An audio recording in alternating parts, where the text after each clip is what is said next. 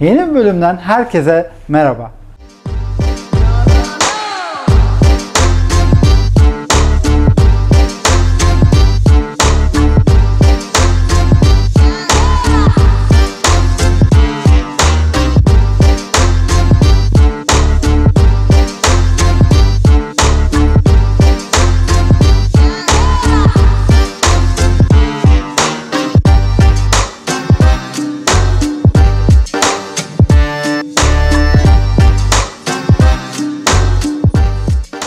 Bugün İstanbul Çekmeköy'de bulunan Volane Ömerli malikanelerinde bir malikane turu yapacağız. Malikane toplam 1170 metrekarelik bir arsa üstüne kurulmuş, 650 metrekarelik bir brüt alana sahip, 5 odası bir tane salonu bulunuyor. 2.200.000 dolarlık da bir fiyata sahip.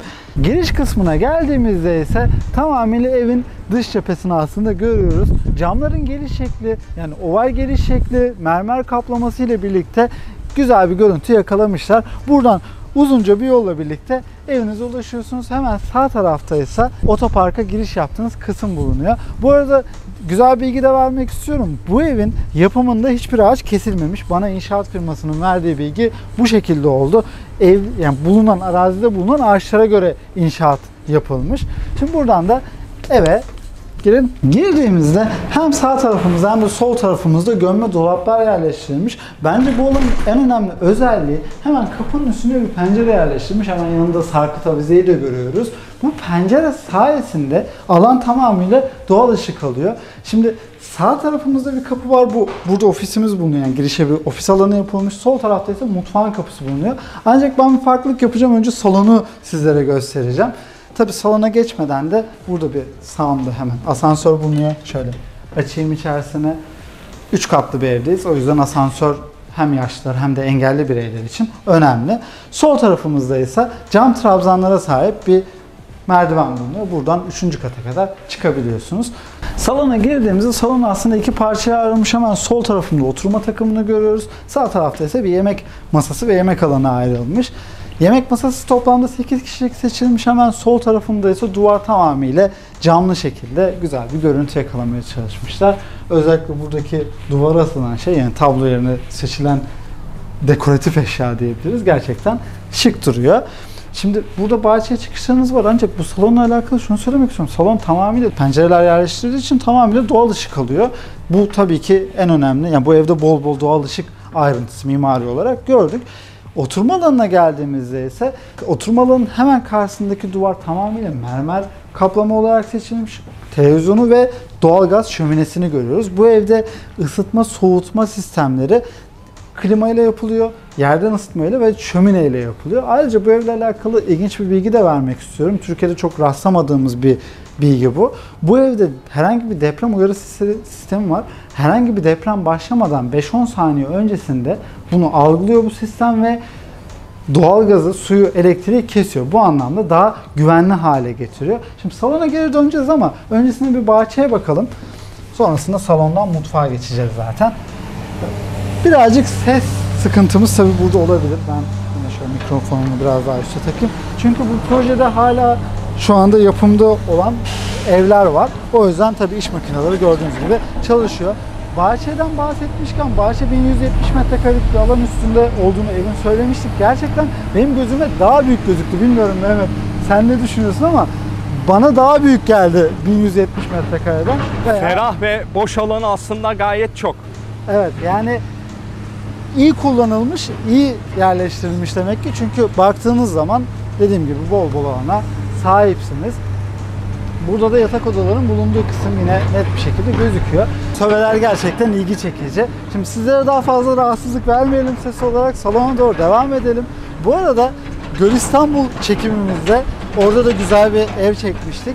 Çekim bir kullanıcı, bir abonemiz yorum atmış ya. İnsanlar burada nasıl oturacak? Bu kadar inşaat alanında oturulur mu diye yorum atmış. Buradaki evler arkadaşlar, yani ben kapatayım sen de. Buradaki evler bitiminde zaten oturmaya müsait evler. Biz şu an bir örnek bir malikaneyi geziyoruz. Evet, salona döndüğümüzde de aslında burada tavandan bahsetmedik, ondan da bahsedelim. Tavana asma tavandan faydalanarak ortaya ahşap bir kaplama yapılmış. Tabii ki benim göstermekten hep zevk aldığım değişik bir avizeyi de burada görüyoruz. Aslında yemek alanında da 3 tane sarkıt avize yerleştirmiş. Biraz daha modern tarzda duruyor. Avizeler mobilyalara gerçekten uyumlu. Yani Evet. burada kameraya ne kadar yansıyor bilmiyorum ama bu avize alanı gerçekten çok büyük. Güzel duruyor, güzel yayılmış. Şimdi buradan mutfağa devam edeceğiz. Mutfağa devam ettiğimizde de Berkay bu arada Evet. hemen sağ tarafında kütüphane alanını da güzel değerlendirmişler. yani tabii evde baktığınız zaman güzel bir değerlendirme olmuş. Çünkü burada ölü bir alan kalmış aslında. Onu kütüphane olarak değerlendirmişler. Mutfağa girdiğimizde bütün duvarların alt ve üst dolaplar yerleştirilmiş. Fazlasıyla depolama alanı görüyoruz. Hem sağ tarafımızda hem sol tarafımızda dediğimiz gibi tamamıyla depolama alanları bulunuyor. Şimdi öncelikle buzdolabından göstermeye başlayalım. Burada çift kapaklı bir buzdolabı var Siemens'in. Yine yeterince büyük. Burada da buzluğu da bulunuyor. Birazcık sert açılıyor bu tarz dolaplar. Mikrodalga gibi fırını görüyoruz ve tezgah tamamıyla devam ediyor. Ocak kavrulması da hemen sağ tarafında bulunuyor. Özellikle bu mutfakta benim en ilgimi çeken şey bu tezgah oldu. Çünkü tezgah doğal taş olarak kullanılmış ve tamamıyla devam edip pencerelerin çevresi de aynı şekilde aynı malzemeyle kaplanmış. Bu bence mutfağa güzel bir görüntü katmış. Hatta ve hatta bu tezgahın yanında da şöyle gömme bir dolap yerleştirilmesi alanın ne kadar iyi kullanıldığını bizlere gösteriyor. Burada evyede Hans Grohe marka kullanılmış ve bataryasında ise şöyle bir özellik bulunuyor. Şu anda sular herhalde kesik ama bastığınız zaman açıyor oradaki suyu. Evet, devam edelim, en dibe kadar gidelim. Buradaki çekmecelere de bakalım. Burada yine sürgülü şekilde gelen çekmeceniz var. Çatal bıçak yerini bulamadım şu anda. Ona bir bakalım tekrardan. Evet, burada bulunuyormuş. Birkaç kablo da aslında koyulmuş. Bu arada Berkay, burada pencerelere derinlik verilmesi aslında benim hoşuma gidiyor. Nasıl o alanlar yani? da kullanılıyor. Tabii ki yani Niş gibi yapılmış. bu alanlar, evet. Anladım, niş gibi yapılmış. Tamamıyla 3 tane pencerenizin niş gibi kullanabiliyorsunuz. Doğru söylüyorsun. Ancak yani ben şuna çok şaşırıyorum. Toplamda 4 tane pencere var bir mutfakta. Yani bu çok yüksek bir sayı. Salonda çok fazla pencere var. Evde tamamıyla yani yapan mimar tamamıyla doğal ışığı iyi hesap etmiş. Burada da ikinci bir istasyon alanı yapılmış. Biraz daha böyle sanki baharatlarınızı koyacağınız bir alan gibi. Şöyle yine açıp sizlere göstereyim. Evet, burada bu alanların dışında bir de kiler alanı yapılmış. Ancak içerisi birazcık dolu. O yüzden size çok gösteremiyorum. Ama şöyle dışarıdan gösterebilirsin. Yani eşyalar var birkaç tane. Özellikle bu mutfak yeter bence. Yani 5+1 bir ev için tamamıyla büyük. Şimdi bu girişe çıktığımız kapı burası. Burada da sol tarafınızda yine bir teknik alanınız bulunuyor. Burada dolap gibi bulunuyor ama şöyle gösterebiliriz. Tamamen teknik bir alanınız var. Sağ tarafta ise ortak tuvaleti görüyoruz. Hemen sağ tarafımızda çanak bir lavabo yerleştirilmiş. Ayaklı şekilde üstünde de ışıklı bir ayna görüyoruz. Burada değişik bir bilgi vereceğim. Bu çanak lavaboların hepsi el yapımı.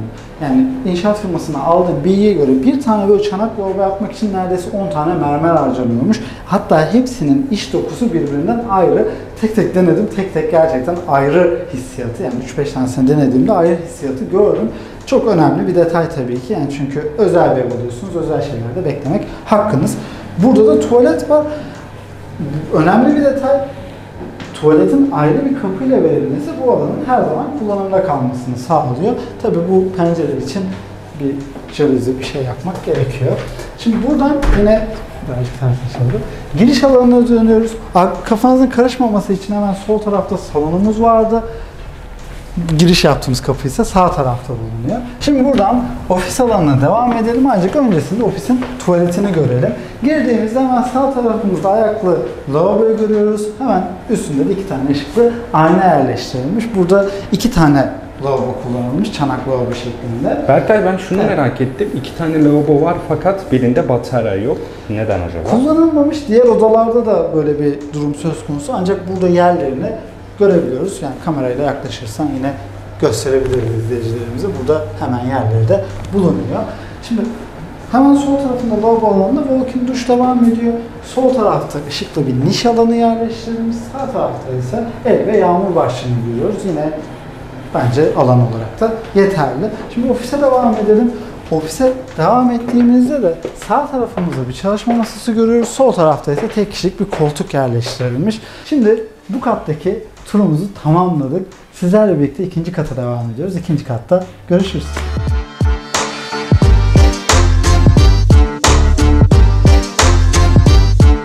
İkinci kata geldik. Bu katta toplamda 3 tane oda gezeceğiz. Öncelikle ebeveyn odasıyla turumuza, ikinci kat turumuza başlayalım.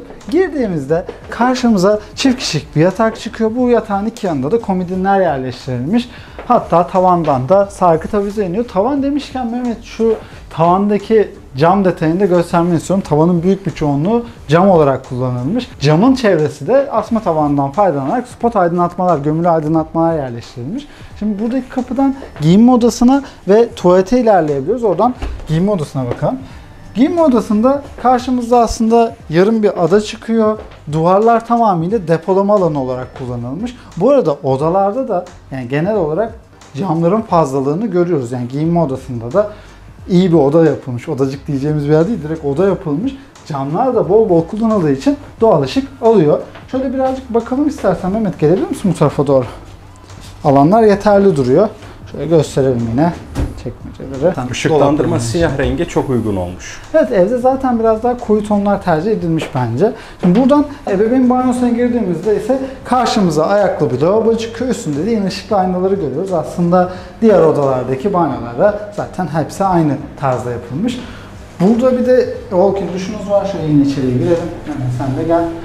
Yine bayağı bir geniş alana sahipsiniz. Burada da nişinizde, ışıklı nişinizde yerleştirilmiş. Sol tarafında da el ve yağmur başlığını görüyoruz. Aslında banyolar dediğim gibi biraz daha yakın yapılmış birbirine. Ancak bu banyolardaki mermer detayından da videonun başında bahsetmiştim. Gerçekten güzel ve kıymetli bir detay olduğunu düşünüyorum. Odaya doğru geri dönelim. Burada bir balkona sahipsiniz. Oraya bir bakalım. Dışarıda şu an biraz çalışma sesi var. Ancak şöyle balkona çıktığımız zaman bahçe alanına bakan geniş bir balkona da sahipsiniz burada. Tabi dediğim gibi burası inşaat halindeki proje olduğu için yine pardon Mehmet, inşaat halindeki proje olduğu için böyle birazcık ses problemi olabilir. Tabii ki teslimde zaten siz de yaşıyor olacaksınız. Şimdi burada iki tane daha oda göreceğiz, ancak odaları görmeden önce bu giriş yaptığımız kapıdaki alanı tekrardan size şöyle gösterebiliriz. Hatta Mehmet ne kadar gözüküyor kamerada bilmiyorum ama ana giriş kapısının geyikleri de gerçekten güzel bir detay oluşturmuş. Şimdi soldaki odayla başlayalım. Odaya girdiğimizde yine karşımıza iki kişilik bir yatak çıkıyor. Odadaki duvar kağıdı tamamıyla farklı seçilmiş. Yani şu duvar kağıdının dokusunu şöyle bir gösterir misin? Gerçekten yani verilen bilgiye göre ipek olan bir duvar kağıdı kullanılmış. Karşımıza çift kişilik dediğim gibi bir yatak çıkıyor. 2 tane de komodin yerleştirilmiş. Biraz daha modern duruyor. Yani biraz daha çocuk odası gibi yapılmış, genç odası gibi yapılmış diyebilirim. Buranın da tuvalet banyosuna bakalım. Girdiğimiz zaman hemen sağ tarafımızda ayaklı lavabo yerleştirilmiş. Üstünde de ışıklı aynaları görüyoruz. Buradan walk-in duşa geçtiğimizde de tabi burada dış alandan da belli olan pencereler var. Yani dış alanın nasıl geldiğini daha iyi görebilirsiniz. Tabi demir panjurlar da şu şekilde yerleştirilmiş ki rahat rahat duşunuzu alabilir. Evet. Burada yine aynı el ve yağmur başlıklarını görüyoruz. Burada da yaklaşırsam markasını da gösterebiliriz. Hansgrohe'nin ürünleri kullanılmış. Ondan da bahsetmiş olalım. Duş alanları genel olarak geniş aslında. Evet, gayet geniş tutulmuş. Yani walk-in alanı gayet geniş duruyor. Bu arada şimdi diğer odaya geçeceğiz. Evet. Gömme dolabı da gösterebilir misin? Tabii ki odanın dolabı yokmuş gibi gözüküyor. Şöyle en azından göstereyim. Burada yastıklar varmış. Diğer tarafı da gösterelim. Karşılıklı yerleştirilmişler. Atlamıştım çünkü yok gibi duruyor. Aslında bu iyi bir şey. Girdiğinizden itibaren ayrıca dikkatinizi çeken bir şey yok. Demek ki uyum var içinde. Kesinlikle katılıyorum. Şimdi buradan diğer odayı da görelim. Hemen sol tarafında tek kişilik bir yatak yerleştirilmiş. Yanında da bir çalışma masası görüyoruz. Buranın bayağı büyük bir balkonu olduğunu söyleyebilirim. Hatta direkt balkona doğru çıkarsak bence daha iyi yaparız. Şöyle kapıyı açayım, sürgülü bir kapıyla dışarıya çıkıyoruz. Çıktığımızda da dediğim gibi gerçekten bayağı büyük bir balkona çıkıyoruz. Sadece bu odanın balkonu bu arada. Evet, şu derinliği gösterebilir misin? Bayağı bir derinlik de mevcut. Bu arada Berkay, buradaki geyik görüntüsünü de buradan daha net görebiliyoruz. Evet, geyikler benim gerçekten hoşuma gitti. Girişe güzel, ihtişamlı bir kapı yapmışlar. Şimdi balkon devam ediyor. Devam ettiğinde de burada bahçenin kısmı, yani ön kısmı da görebiliyoruz. Videoda bol bol söyledim. Çalışma olduğu için böyle sesler duyabiliyoruz. Ne yazık ki çalışmalar devam ediyor çünkü. Şimdi odanın giyinme odasına bakacağız. Ancak Mehmet, yani buradan baktığınız zaman tek kişilik yatağı olan bir oda aslında. Evet, ışık güzel düşünülmüş, balkonu büyük ama buranın giyinme odası ve bir kendine özel tuvalet duşu da yerleştirilmiş. Yani tek kişilik bir oda için fazla büyük diyebiliriz. Evet, burada da yine 4 kapaklı, yani 2-2 şekilde, ayrılmış şekilde bir alana sahibiz. Hemen aynayı da görüyoruz. İşte burası odacık. Burası odacık, çok doğru. Duşuna, banyosuna baktığımız zaman ise karşımıza bu sefer diğerlerinde gördüğümüzün tek lavabo şeklinde yapılmış, ayaklı şekilde. Hemen üstünde de ışıklı bir ayna yerleştirilmiş. Her videoda söylediğim gibi Mehmet'e de el sallayabilirsiniz.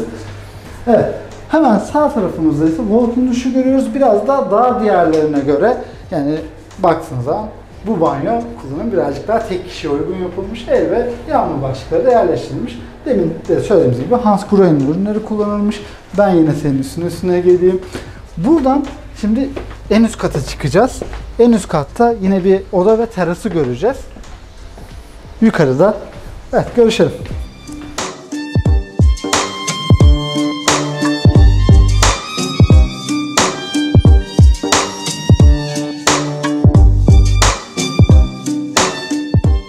Üçüncü kattan tekrardan merhaba. Çok aydınlık bir kata çıktık öncelikle çünkü her yerde pencere var. Bu yüzden tamamen doğal ışık alıyor.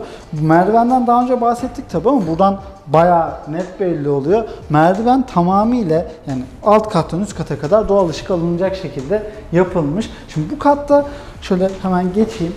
Bir istasyon yerleştirilmiş. Bu istasyon sayesinde burada dinlenirken veya terasta çayınızı kahvenizi yapabileceğiniz bir alana da en azından sahipsiniz. Şimdi buradan terasa çıkış var ama önce buranın odasını görelim. İçeriye girdiğimizde karşımıza direkt çift kişilik bir yatak çıkıyor. Yine iki yanına da komodinler yerleştirilmiş. Odalardaki duvar kağıtları benim ayrıca bir ilgimi çekti. Burada da yine farklı bir duvar kağıdı yapılmış. Mehmet, senden bu tarafa gelmeni rica edeceğim. Burada da 4 kapaklı bir dolabımız bulunuyor. Şöyle açalım da göstermek adına. Dolapların uzunluğu, tavan yüksekliği, evet kırıyordum yine. Tavan yüksekliği bayağı var diyebilirim. Şimdi buranın ebeveyn banyosuna da bakalım. Ebeveyn banyosuna girdiğimizde karşımıza yine çift bir lavabo çıkıyor. Ayaklı şekilde yerleştirilmiş. Onun üstünde de 2 tane ışıklı ayna görüyoruz. Bayağı geniş bir banyodayız aslında. Devamında da walk-in duş gözüküyor. Evin bazı yerlerinde böyle kablolar gördük bol bol video boyunca. Ufak tefek eksiklikler bulunuyor. Yine el ve yağmur başlığında görüyoruz. Aşağıdaki banyonun hemen üstüne gelmiş zaten. O yüzden pencere de aynı şekilde geliyor. Şimdi terasa çıkalım buradan. Teras alanını da görelim. Evet. Birazcık ses yine bence olacak. Evet. Bayağı büyük bir terasa sahipsiniz. Ben hatta şöyle mikrofonumu da şuraya doğru takayım. Sonrasında bir ses kesilmesi yaşamayalım. Evet. Dediğim gibi bayağı büyük bir terasa sahipsiniz. Zaten ev büyük aileler için yapılmış. Yani o çok net belli oluyor. Bu arada Mehmet, şu boruyu soranlar olacaktır. Hazır olarak buradan sorayım. Burada bir doğalgaz borusunun tamamıyla aşağıdan yukarıya doğru devam etmiş. Konum olarak zaten iyi bir konumda.